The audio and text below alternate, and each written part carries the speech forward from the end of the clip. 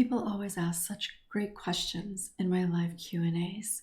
So for this time that I'm away, I thought that I would share with you a question from a community member and my response. I hope you find this beneficial. If you're new here, welcome. Thank you for joining me. Make sure to subscribe and click the bell for notifications.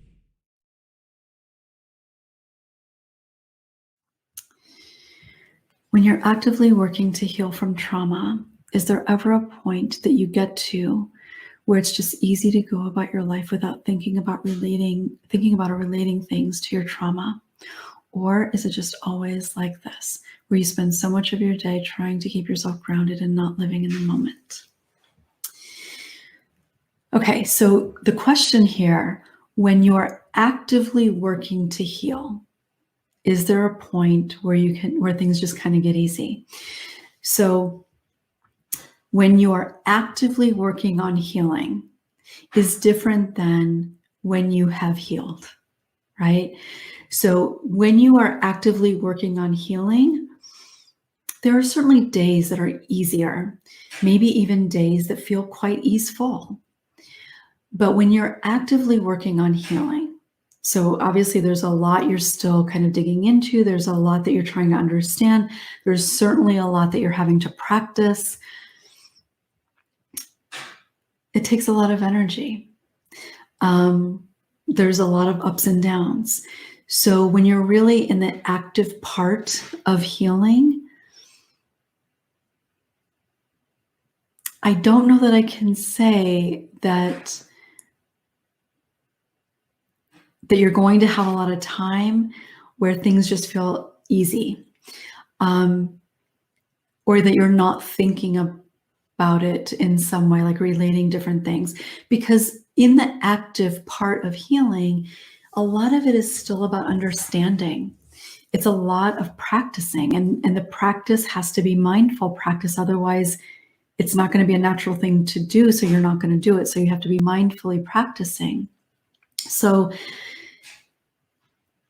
in the active part of healing, things can feel easier for sure.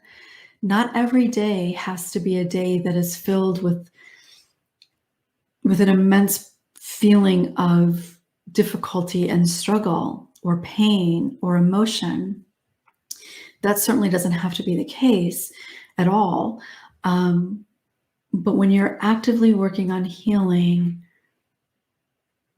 active equals being mindful of practicing and learning. But once you've been able to do that, then you get to a place where you're still healing, you're still in that process, but those things that you have to be very deliberate and conscious about, those become a little bit more natural. So you don't have to be thinking about it as much. You don't have to work as hard at doing the reality testing. You don't have to work as hard at practicing self-compassion because it becomes a little bit more natural. And then you continue and you do get to a place where all of that becomes your default. So practicing self-compassion becomes a default. If there's a moment when you doubt yourself, doing some reality testing becomes your default.